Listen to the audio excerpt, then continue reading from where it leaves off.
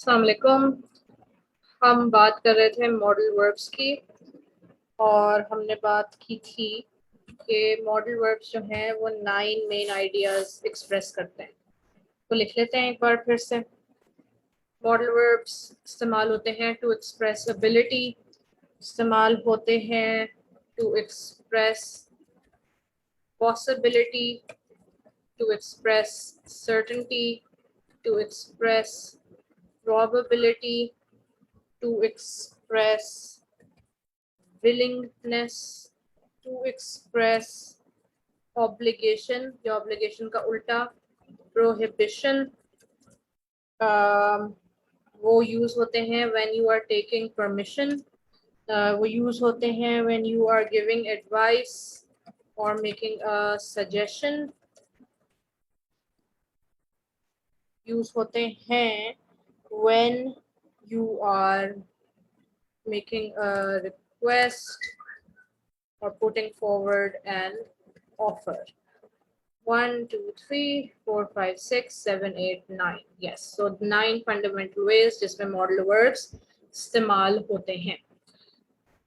कुछ किताबों में ये जो हमने हेडिंग्स दी हैं कि मॉडल वर्ड्स किस किस तरह से इस्तेमाल होते हैं, इसके लिए वर्ड्स डिफरेंट यूज हो रहे होंगे। फॉर एग्जाम्पल हो सकता है कोई कहे कि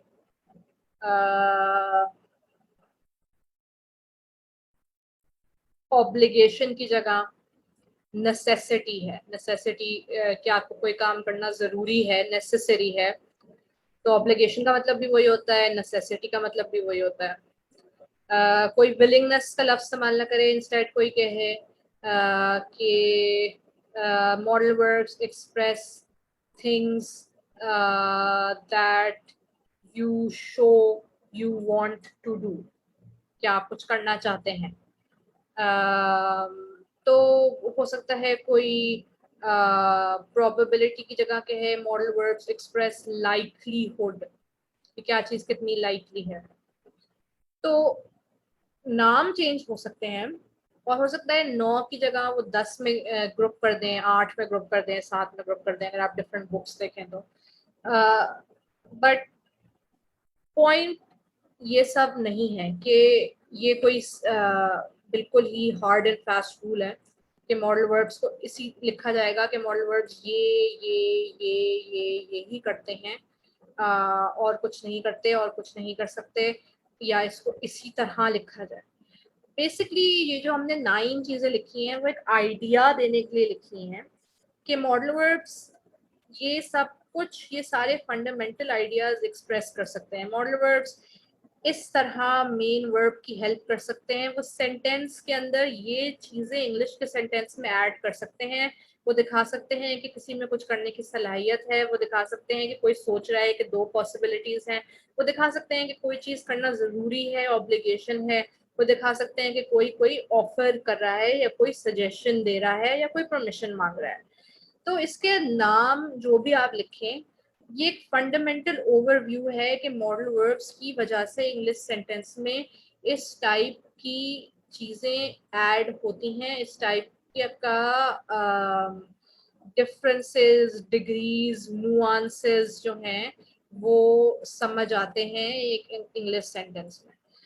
तो हमने ये 9 वर्ड्स क्यों चूज किए हैं इस बात को कम्युनिकेट करने के लिए कि इन टाइप की चीज़ें मॉडल वर्ड्स एक्सप्रेस करते हैं, क्योंकि हमें एग्जाम देना है, इसलिए हम सबको एक ही पेज पे होना चाहिए। तो इसलिए अगर मैं फॉर एग्जांपल आपको एग्जाम में दूं I dash lift heavy weights और ब्रैकेट में लिखूं एबिलिटी, तो आप कहेंगे एबिलिटी है तो इसका मतलब मैं कुछ कर सकता हूँ, मुझे पास कोई सलाहियत है, तो शायद इधर आए I can lift heavy weights. तो क्योंकि आपने और मैंने अल्फाज एबिलिटी इस्तेमाल करके पढ़ा है, इसलिए हम एबिलिटी के थ्रू कम्युनिकेट कर सकते हैं सलाहियत कि मेरे अंदर ये करने की कैपेसिटी है। हो सकता है किसी ने कोई कैपेसिटी कहे इसको, लेकिन हम एबिलिटी जो है वो सबके सब इसलिए कह रहे हैं ताकि जब हम एक दूसरे से कम्युनिकेट करें पढ़ने में और एग्जाम वगैरह देने में, तो हम सब सेम पेज पे हों। तो मैं कैपेबिलिटी नहीं कहूँगी, मैं एबिलिटी ही कहूँगी एग्जाम में। तो ये क्लियर कर रही हूँ मैं बस कि ये कोई हार्ड एंड फास्ट रूल नहीं है कि हर बुक में यही लफ्ज इस्तेमाल हुए हैं और डिफरेंट बुक्स में डिफरेंट अल्फाज इस्तेमाल हुए हैं, बल्कि आपके जो नोट्स हैं उसमें भी शायद डिफरेंट अल्फाज इस्तेमाल हुए हैं। लेकिन हम ये 9 अल्फाज इस्तेमाल सिर्फ इसलिए कर रहे हैं ताकि हम लोग सब सेम पेज पे। बेसिक चीज़ तो समझने की ज़रूरत है, वो ये है कि आइडिया क्या एक्सप्रेस कर रहे हैं। इससे हमें ये पता चलता है कि मॉडल वर्ब्स किस किस्म के आइडियाज़ ऐड कर सकते हैं एक सेंटेंस में। एक तो हमारी बात ये हो गई। दूसरी बात ये है कि बहुत सारे लोग इस तरह पढ़ते हैं कि वो मॉडल वर्ब को उर्दू में ट्रांसलेट करते हैं। जैसे वो कहते हैं कि कैन जो है वो होता है कर सकता है। तो ये एक गलत तरीका है पढ़ने का। वो आप अभी देखेंगे क्यों। लेकिन बेसिकली कैन जो है, फॉर एग्जांपल अगर कैन की बात हो रही है तो वो बहुत सारे तरीकों से इस्तेमाल हो सकता है। और जो कर सकता है वो कभी कभार मे भी दिखाएगा, कभी कभार कुड भी दिखाएगा, कभी कभार और मॉडल वर्ब्स भी दिखाएगा। तो मॉडल वर्ब्स को पढ़ने के लिए जरूर हम सेंटेंसेस उर्दू में ट्रांसलेट करके देखेंगे कि किस तरह काम कर रहा है इस सेंटेंस में ये मॉडल वर्ब। इसमें कोई मसला नहीं है उर्दू में ट्रांसलेट करके समझना पढ़ना। लेकिन उर्दू में ट्रांसलेट करते हुए ये याद रखें कि उर्दू में ये बहुत सारे तरीकों से ट्रांसलेट हो सकता है। ये गलत है कहना कि कैन का सिर्फ एक ट्रांसलेशन है कर सकता है, और कुड का है हो सकता है, और शुड का है करूंगा, या जो भी। इसको एक वर्ड को एक फ्रेज या एक और वर्ड असाइन कर देना और कहना बस ये यही है, ये गलत है, क्योंकि ये काफी सारे तरीकों से इस्तेमाल हो सकता है। तो आप उर्दू और इंग्लिश की ट्रांसलेशन करके ये जरूर देख सकते हैं कि कैन इधर किस तरह काम कर रहा है।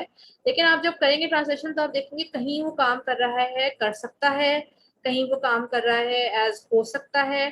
तो डिफरेंट डिफरेंट तरीकों से मॉडल वर्ड्स काम करते हैं। इनका बिल्कुल डायरेक्ट ट्रांसलेशन करना और कहना कि ये सिर्फ इसी तरह काम कर रहे हैं, ये जो है वो गलत है।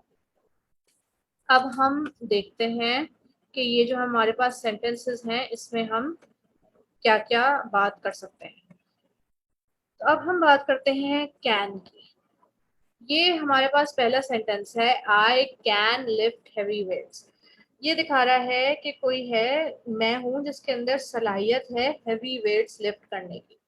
तो इसमें आप कहेंगे कि एबिलिटी एक्सप्रेस कर रहा है, यानी ये कह रहा है कि I am able to lift heavy weights. मेरे अंदर ये सलाहियत है कि मैं हैवी वेट्स लिफ्ट कर सकता हूँ।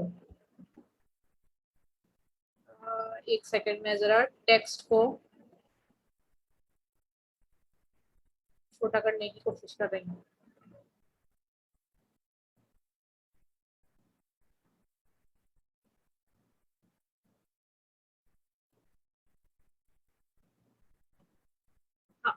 Okay, I can lift heavy weights आपका हो गया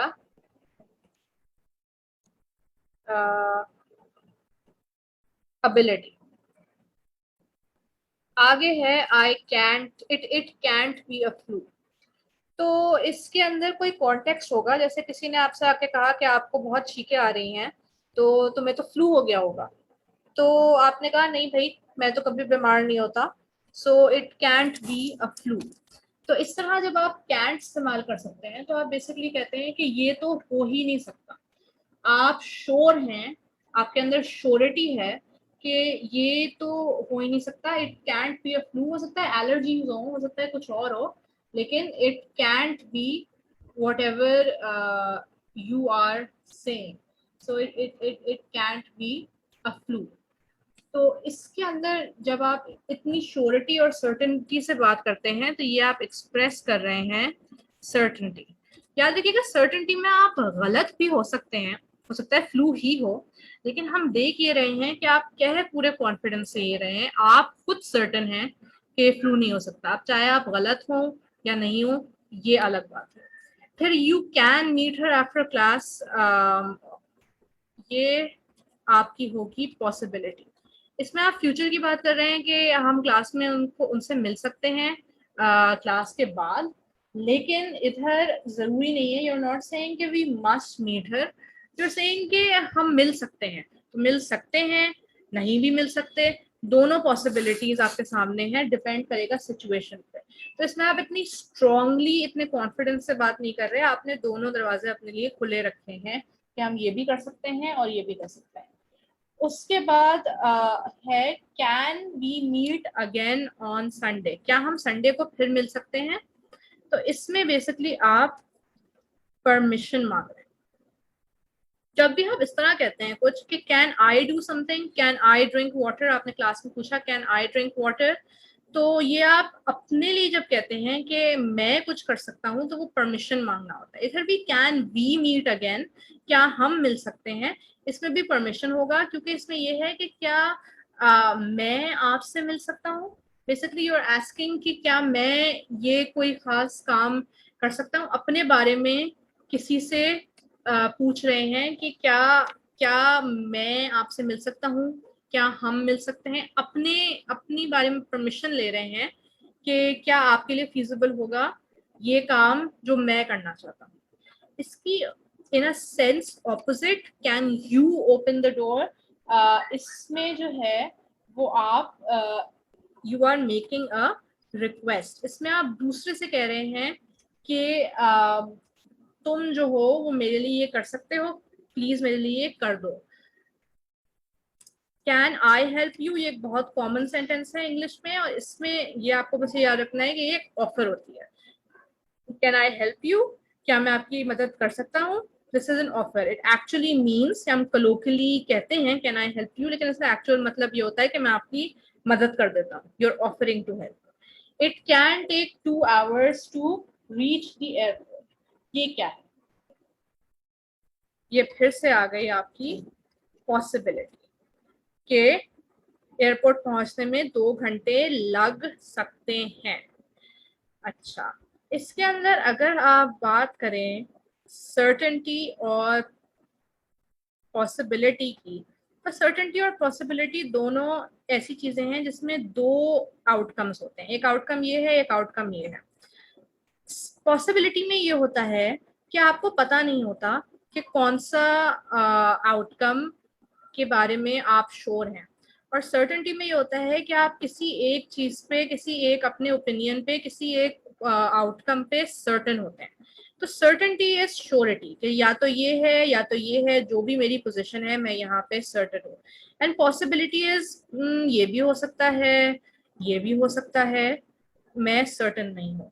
तो you can meet her after class, तो मुझसे क्लास के बाद मिल सकते हो। यस, मतलब यू कैन मीट, मीट और नॉट मीट, ये 2 आपके आउटकम्स हैं। तो ये भी हो सकता है, ये भी हो सकता है। It can not be a flu, इसके अंदर फ्लू या नॉट फ्लू में आप फर्मली इधर हैं, फर्मली नॉट फ्लू वाली साइड पे है। देयर इज नो पॉसिबिलिटी और सर्टेन के भाई नहीं ये फ्लू नहीं हो सकता है आप अपनी सर्टेनिटी में भी गलत हो, लेकिन आपके अंदर ये कॉन्फिडेंस है कि ये फ्लू नहीं हो सकता, आपने कह दिया। तो अगर आप देख सकते हैं कि कैन नॉट जब इस्तेमाल होता है एक तरीके में, तो यूजुअली ये सर्टेनिटी की तरफ लीड करता है। सिर्फ इस वाले उसकी बात कर रही हूँ जहाँ पे 2 ऑप्शंस हैं आपके पास। तो जब आपके पास 2 ऑप्शंस हैं उसमें जब कैन नॉट यानी नेगेटिव फॉर्म इस्तेमाल होती है तो that is usually expressing certainty, और जब पॉजिटिव कैन इस्तेमाल होता है तो यूजुअली वो पॉसिबिलिटी की बात कर रहा है। तो कैन नॉट के अंदर ज्यादा फोर्स है यहाँ पे। कैन नॉट जब 2 पॉसिबिलिटीज होती हैं और कैन नॉट इस्तेमाल हो तो वो सर्टेनिटी की तरफ वो होता है कि ये तो हो ही नहीं सकता, वर्सेस कैन जो कि जब 2 पॉसिबिलिटीज में इस्तेमाल होता है तो वो पॉसिबिलिटी डिनोट करता है, सर्टेनिटी डिनोट नहीं करता। तो आप कह सकते हैं कि सर्टेनिटी जो है वो पॉसिबिलिटी की ही एक डिग्री है। पॉसिबिलिटी जो है वो दोनों में से कुछ भी हो सकता है, और सर्टेनिटी आप श्योर हैं कि कौन सी पॉसिबिलिटी है या कौन सी पॉसिबिलिटी होगी। ओ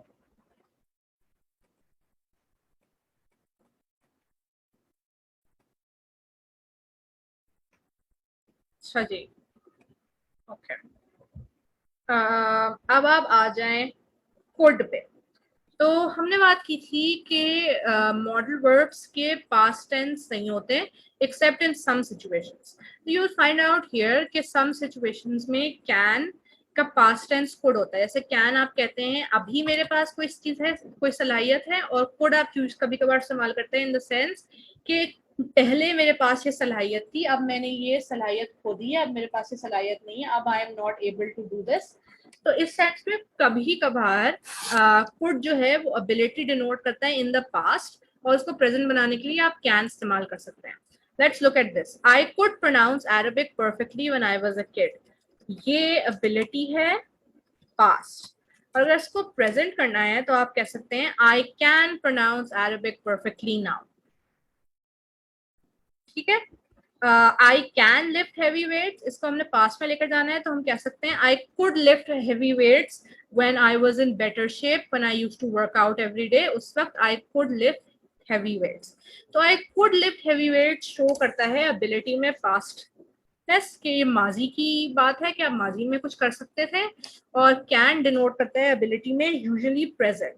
लेकिन हम ये नहीं कह सकते कि कैन हमेशा ही कुड का प्रेजेंट फॉर्म होगा, क्योंकि बहुत बार कैन अपने तरीकों से इस्तेमाल होता है, कुड अपने तरीकों से इस्तेमाल होता है.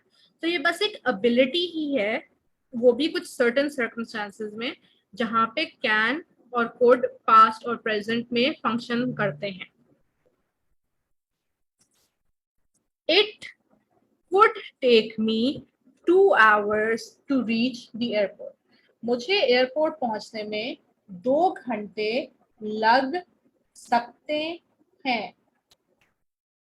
इसका मतलब है पॉसिबिलिटी. अब इधर पास्ट की बात नहीं हो रही, राइट. अब कुड सिर्फ पास्ट के में इस्तेमाल नहीं होता, जो कि हमने बात की थी कि मॉडल वर्ब्स का पास्ट प्रेजेंट नहीं होता इन मोस्ट केसेस. तो उसमें हमने उस वक्त भी ये बात की थी कि कभी कभार कुड कैन का पास्ट है लेकिन हर वक्त नहीं. It could take me 2 hours to reach the airport. ये आप बात कर रहे हैं पॉसिबिलिटी कि 2 घंटे पॉसिबल है मुझे 2 घंटे लगे एयरपोर्ट पहुंचने में. और यहाँ पे आप इस तरह ये जुमला स्ट्रक्चर हुआ हुआ है कि आप एक स्पेसिफिक पॉसिबिलिटी की बात कर रहे हैं. यानी it could take me 2 hours to reach the airport, इसकी कोई वजह होगी. It could take me 2 hours to reach the airport क्योंकि आज ट्रैफिक बहुत ज्यादा है. It could take me 2 hours to reach the airport क्योंकि रोड पे कंस्ट्रक्शन हो रही है. It could take me 2 hours to reach the airport क्योंकि गाड़ी का बहुत बुरा हाल है, वो सही चल नहीं रही. तो कोई वजह होगी जिसकी वजह से आपको 2 hours लग रहे हैं. अगर 2 hours बहुत ज्यादा है या अगर 2 hours बहुत कम है तो it could take me 2 hours to reach the airport because गाड़ी आजकल बहुत अच्छी चल रही है. तो it could take me less time than it usually does. जितना टाइम हर वक्त लगता है उससे लेस टाइम लगे शायद इस बार. तो शायद इस बार कम टाइम लगे, शायद इस बार ज्यादा टाइम लगे. तो पॉसिबिलिटी इधर जो एक्सप्रेस हो रही है वो एक स्पेसिफिक उसमें एक्सप्रेस हो रही है. अगर आप कहें I you can meet her after class या I can meet her after class, तो ये बस आप कह रहे हैं कि हम मिल भी सकते हैं, हम नहीं भी मिल सकते. लेकिन कुछ सेंटेंसेस में जहां आप कैन की जगह कुड इस्तेमाल करते हैं तो उसमें यूजुअली डिनोट होता है एक स्पेसिफिक आइडिया कि मुझे इतने घंटे लग सकते हैं, या मुझे इतना टाइम लग सकता है, या मैं ये कर सकता हूँ क्योंकि एक्सेट्रा एक्सेट्रा. वो अपने रीजंस के साथ होता है. Could we pick some flowers from the airport? So think about this. Could we pick some flowers from the airport? जो है वो क्या है? Sorry, garden. Could we pick up some flowers from the garden? This is seeking permission. आप किसी से पूछ रहे हैं कि क्या हम गाड़ी रोक के जरा गार्डन से फ्लावर्स निकाल सकते हैं, या कोई गार्डन ओन करता है, आप उस ओनर से पूछ रहे हैं भाई क्या मैं आपके गार्डन से फ्लावर्स तोड़ सकता हूँ. So could we pick up some flowers from the airport from the garden. This is wanting permission, seeking permission. Could you open the door. This is a request and it's the same as can you please open the door, but this is just politer. ये ज़्यादा polite form है इसकी. You could get your father a pen for his birthday. इसके अंदर possibility है कि आप अपने father के लिए pen ले सकते हैं उनकी बर्थडे के लिए, लेकिन ये स्पेसिफिक पॉसिबिलिटी नहीं है, ये जनरल है। आप ले सकते हैं, आप नहीं भी ले सकते। मतलब कोई भी वो है, कोई भी इसमें वो हो सकता है कि आप ले भी सकते हैं और आप नहीं भी ले सकते, कोई ऐसा मसला नहीं है इसमें। और ये इसके अलावा एडवाइस भी हो सकती है कि कोई आपको एडवाइस दे रहा है कि आप अपने अब्बू के बर्थडे के लिए ये काम करें, और इसको इस तरह फ्रेज किया जा रहा है कि आप ये काम कर सकते हैं। He is giving you an advice या giving you a suggestion about a birthday present. So it depends on the context. Okay.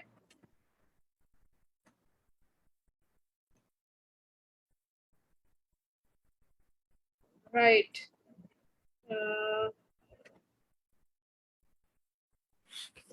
May और might.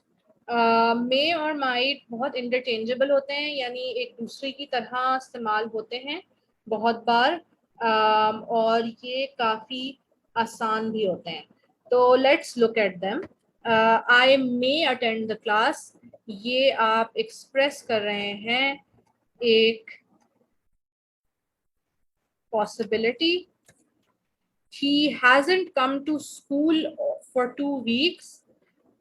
He may be ill. वो 2 हफ्ते से स्कूल नहीं आया। He may be ill. ये भी आप पॉसिबिलिटी एक्सप्रेस कर रहे हैं। Ma'am may I borrow the notes for this class, ये आप परमिशन ले रहे हैं कि क्या मैं ये कर सकता हूँ इस क्लास में। I hope this is clear. If it's not, feel free to ask any questions about it. अब आप might पे आते हैं। I might go to yoga class today. Possibility.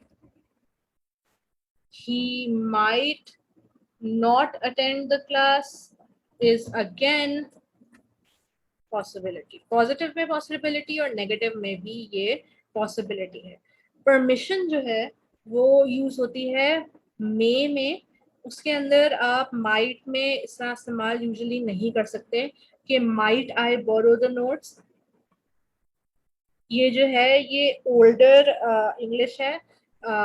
ये यहाँ पे इस तरह यूजुअली माइट जो है वो परमिशन के लिए इस्तेमाल नहीं होता। यूजुअली मे और माइट सिर्फ पॉसिबिलिटी के लिए इस्तेमाल होते हैं। कुछ कॉन्टेक्स्ट हैं जिसमें हो सकता है इसके अलावा भी इस्तेमाल होते हो, but this is the usual the simplest one that we are doing. Possibility और मे में एक एडेड को होता है परमिशन, और मे और माइट जो हैं वो एक दूसरे के साथ इंटरचेंजेबल हैं, यानी एक जो है वो दूसरी की जगह भी ज़्यादातर इस्तेमाल हो सकता है परमिशन के अलावा। सो आई मे अटेंड द क्लास और I might attend the class is almost the same sentence. It's both possibilities, same idea express कर रहा है। He hasn't come to school for 2 weeks. He may be ill भी कह सकते हैं, he might be ill भी कह सकते हैं। He might not attend the class की जगह he may not attend the class भी कह सकते हैं। तो ये आज का हमारे 2 का वो है। I will send A Google forms जो आप कर लें ताकि you have attendance, and I hope this is clear. जो चीज़ इसमें clear नहीं है, feel free to note it down and then ask via your CR or as a comment on the Facebook group under this lecture.